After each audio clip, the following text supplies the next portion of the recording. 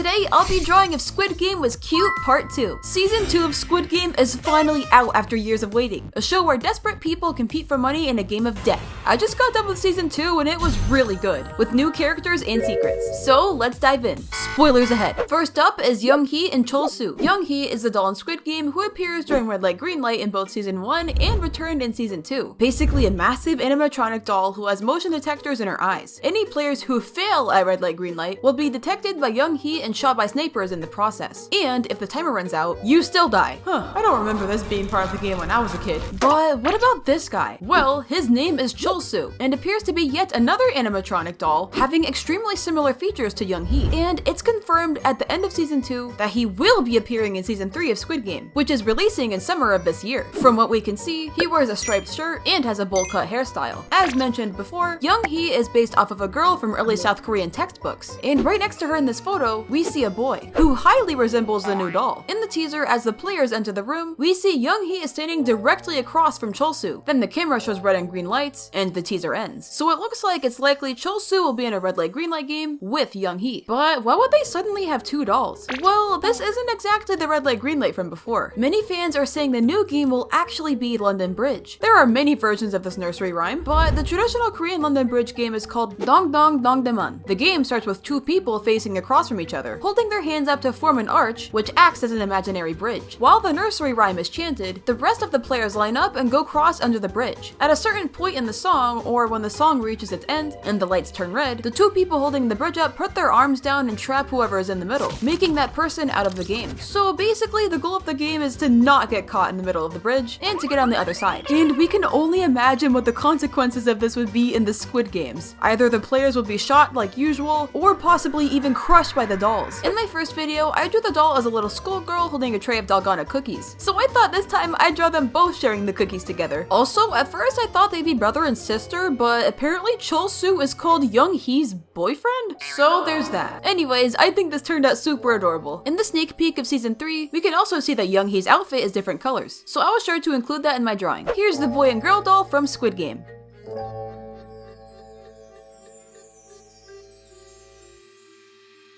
Now it's time for the man, the myth, the legend, Thanos. Chul-su, also known as Thanos, appears as player 230 in Squid Game Season 2. Like many of the players, Thanos joined the game due to being in debt, his case in particular having invested into a failed cryptocurrency. We can see his hair is purple, like actual Thanos from the Marvel comics, and his fingernails are also painted to match the color of the Infinity Stones. While it's not his actual name, he takes on Thanos to be his stage name, as in the show he is a Korean rapper, as clearly seen from his natural talent. Thanos is shown to be secretly using substances while in the games, which is what causes him to have such wacky and sometimes quite aggressive behavior, especially towards other players. Throughout the season, Thanos acts as a somewhat goofy villain character, doing anything to get his way and showing no empathy for others, as shown when during the first game where he just pushed an entire group of people to their death, just because he could. Yeah, this guy is unhinged. Thanos is seemingly unbothered by the horrific things taking place around him, and has a concerningly carefree attitude, considering where he is, dancing during not so appropriate times, and always voting for the games to continue whenever given the opportunity to go home, even going as far as to make out with the circle button. Throughout the series, Thanos and his friend harass other players, such as Lee Myung-ji, a YouTuber who gave bad advice on the crypto Thanos had invested into, the same crypto that put him in debt, causing Thanos to have a grudge against him. And he also harasses Min-su, a player who is too scared to say no to Thanos and listens to what he says. Thanos forces Min-su to vote to stay in the games, despite him clearly not wanting to, but eventually Min-su makes the choice to vote X, disobeying Thanos. This makes Thanos enraged, causing him to further harass Min-su to try to force him to change his vote, which catches the attention of the crypto guy and many others. This causes a giant fight to break out in the men's bathroom, where players on both sides harm and kill each other, and in the end, Thanos is killed by Lee Myung-ji with a fork. And so that concludes the story of Thanos in season 2. What a crazy guy. Fun fact, Thanos is actually portrayed by Choi Sung-yeon, better known as T.O.P., a rapper who was originally in a K-pop group by the name of Big Bang, but was later convicted of marijuana use in 2017, leading his reputation reputation as a rapper to plummet. The director of the Squid Game show wanted someone who stopped working due to substance use to play the role of Thanos, and so they thought Choi Sun-young would be a perfect fit. And honestly, he was. I thought Thanos was a great addition to Squid Game. Not only did he act as one of the season's villains, but he also provided comedic relief and a high contrast in comparison to the other characters who are fairly normal. Well, besides that one lady. He added so much entertainment and value, and in my opinion, adding Thanos was one of the best decisions they made for the season. While he did receive a lot of backlash and heavy criticism from Korean viewers, internationally and especially in America, he was received very positively and as a fan favorite. In Squid Game, since Thanos is a wacky, crazy, and pretty aggressive guy who also happens to be a famous singer, I decided to transform him into a cheerleader K-pop idol girl. So, instead of an antagonist towards the other players, she would support them by cheering them on. In a very fashionable way, of course. Basically, a very positive version of Thanos. And super cute. I totally wasn't thinking of Aya from Oshinoko when drawing this. Here is super cute pop star Thanos.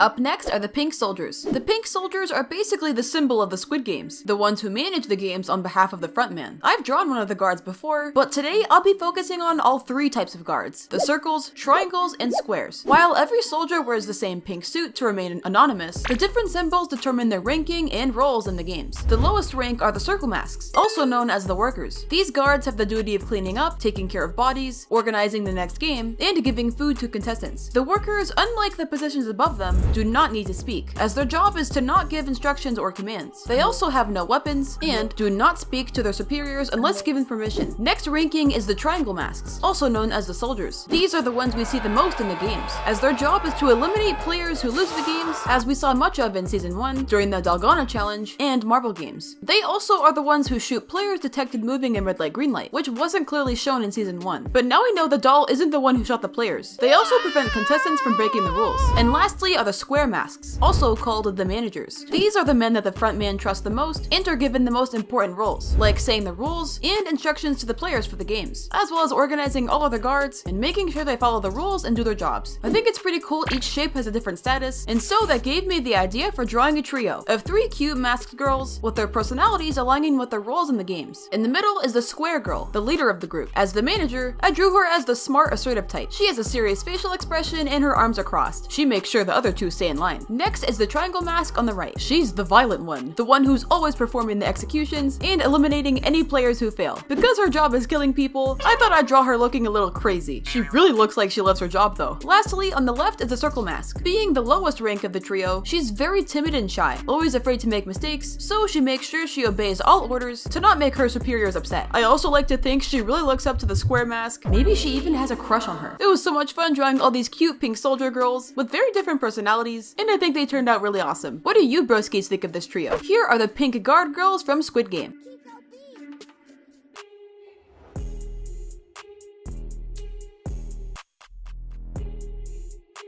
Lastly, I'll be drawing Kim Junhe, also known as Player 222. This girl appears in the Squid Games at first coming off as very reserved, but later on we soon find out that she's actually pregnant. We learn this from Gwemja, who is quickly able to tell Junhe is pregnant from the way she moves and the fact that she's clearly having contraptions while playing red light green light, causing her to lean on Gwemja while she's in severe pain. Later, Gwemja hands her an extra egg to eat to support her baby. Also, this is off topic, but I love Gwemja so much. She's the sweetest and I really hope she lives in Season 3. If she dies, I will bawl my eyes out. It's revealed Junhe is in debt due to a failed cryptocurrency she invested into by trusting Player 333, who gave bad advice on the crypto, and turns out he's the dude who got her pregnant. Yikes. That's a bad combo. He begged her to get the abortion before, but she refused, and left him after she fell into severe debt. Fearing for her and her baby's life, she votes X to go home, but unfortunately the votes turned in favor of staying, forcing Junhe to play more games with her unborn child. She breaks down in the bathroom, terrified for herself and her baby, with Gwemja comforting her. Despite her pregnancy, Junhe survives many games, making it safely to the end of Season 2. Thank God. I really do hope she survives in Season 3, especially with her baby. Junhe is already super super pretty, with many calling her the Sae-byuk of season 2. So how would I make her cuter? Well, I had another idea in mind. Hear me out, guys. What if she had her baby and the baby was in Squid Game season 3? I mean, we already know this is super likely to happen. Considering how close she already is to her due date, I feel in season 3 something really crazy is gonna happen. But how in the world would the Squid Games pull off putting a literal baby in their show? This isn't exactly the place for babies. I don't know all the rules of the games, but I'm hoping if she did have her baby there, it wouldn't be able to go in the games because that would be messed up, and the baby didn't sign a contract to be there, so I'm assuming it would be disqualified due to unfair circumstances, and they both would be sent home and live happily ever after. But this is Squid Game we're talking about, so you never know. Maybe they would force her to play with her baby there. That'd be insane and scary. However, as this video is about cute things, I like to imagine the family-friendly version of this, where the baby would not get hurt at all, hopefully. I drew Junhe with the baby tied around her waist by using her jacket. I think this just looks absolutely adorable. We do know they have pretty advanced technology, so maybe the baby would have some type of force field around it to keep it protected. I have no idea. So yeah, this one turned out pretty simple, but it's cute. Here is Junhe and her baby. I wonder what she'll name it.